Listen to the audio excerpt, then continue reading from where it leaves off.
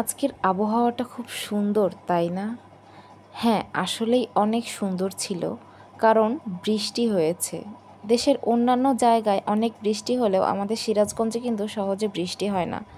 তো সেই বৃষ্টিটা আজকে হয়েছে। ও সরি, আজকে মানে গতকালকে, কারণ আমি গতকালকের ব্লগটাই আজকে শেয়ার করছি। সো হ্যালো এভরিওয়ান, আসসালামু আলাইকুম। কেমন আছেন সবাই? কথা হচ্ছে ওয়েদার ডিমান্ড। আর আমাদের ওয়েদার ডিমান্ড হচ্ছে খিচুড়ি। তো সাথে তো আমার মাংস রান্না করাই ছিল।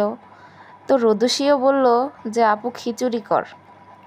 তো আমি বললাম ঠিক আছে, যেহেতু বৃষ্টি হচ্ছে খিচুড়ি করি। তো যেই বলে সেই কাজ, গতকালকে করেছিলাম খিচুড়ি। অনেক বেশি ব্যস্ততার কারণে গতকাল রাতে আমি ব্লগটা আপলোড করতে পারিনি, কারণ গতকালকে মামুনি বাবা চলে এসেছিল আর তাদের আসতে আসতে প্রায় সন্ধ্যাই হয়ে গিয়েছিল। তো সকালবেলা তো আমরা এইসব খিচুড়ি দিয়েই খাওয়া দাওয়া করেছিলাম, অ্যান্ড খিচুড়ি আমাদের অনেক অনেক পছন্দ। আর আমার মনে হয় প্রায় 90% মানুষেরই খিচুড়ি বেশি পছন্দ।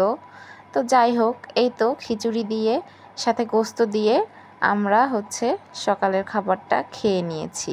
আমাদের খাওয়া দাওয়া শেষ করে হুসাইমা কি খাবে তার জন্য আর কি সুজি রান্না করেছিলাম, কারণ সে কিছুতেই খিচুড়ি খাচ্ছিল না। তো কেয়ার করার, ছোট মানুষ, ওর জন্য তো সুজি রান্না করতে হলো। তো যাই হোক, এই তো সুজি রান্না করার জন্য এখানে দুধ, চিনি, মশলা সহ সব কিছু প্রথমে জাল করে নিয়ে তারপরে সুজি দিয়ে প্রায় 30 সেকেন্ডের মতো আমি জাল করে নিয়েছি। আর এটা একটু পাতলা করেই নামালাম, কারণ ঠান্ডার পরে এটা যথেষ্ট পরিমাণ ভারী হয়ে যাবে। তো এই তো আমার সুজি রান্নাও প্রায় শেষ। আর এখানে আমি কিন্তু একদম কম মিষ্টি ব্যবহার করেছি। আর এই দিকে দুপুরের জন্য ভাত আর সাথে আলু ভর্তা দিয়েছি, আর একটু ডাল চুলায় দিয়েছিলাম। এই তো এদিকে আমার আলু ভর্তা করা হয়ে গিয়েছে, সাথে এই যে আমি এটা মরিচ ভর্তা করে নিয়েছি। এভাবে মরিচ ভর্তা করে কে কে ভাত খেতে পছন্দ করেন কমেন্ট করে জানাবেন। তো আমি আলু ভর্তা করেছি, মরিচ ভর্তা করেছি, আর ফ্রিজে গরুর গোশত ছিল সেটা গরম করেছি, মুরগির গোশত ছিল সেটাও গরম করেছি। আর এখানে একটু ডাল রান্না করে নিয়েছিলাম, যাতে ওরা এসে কোনো রকম একটু ভালো মন্দ খেতে পারে। আর মাছ গোস্তর থেকে ডাল আলু ভর্তা কিন্তু খুবই ভালো লাগে। আমার সাথে কে কে একমত একটু কমেন্ট করে জানাবেন। তো যাই হোক, এই তো এসব আয়োজনের পর আমি ওদেরকে ফোন দিয়েছিলাম। ফোন দিয়ে শুনি যে ওরে বাবা, গাড়ি 2 ঘন্টা লেট, কারণ প্রচুর জ্যাম ছিল। তো যাই হোক, কিছুই করার নাই, যেহেতু লেট। তো রান্নাবাড়ি করে সব রেখে দিলাম, কারণ আমি যে আন্দাজ অনুযায়ী রান্না করেছি সেই আন্দাজ অনুযায়ী আর কি ঠিক টাইমেই আর কি হয়েছিল, কিন্তু পরে ওদেরই লেট হয়েছে, তো যার কারণে সব কিছু ঠান্ডা হয়ে গিয়েছিল। তো এই তো আমার দাদি বাড়ি থেকে এখানে আম নিয়ে এসেছে। এগুলো রংপুর অঞ্চলের বিখ্যাত হাড়ি ভাঙা আম, সাথে কিছু আম্রপালিও ছিল। এগুলো সব আপাতত কাঁচা, 2-4 দিন পরে পাকলে খাওয়া যাবে।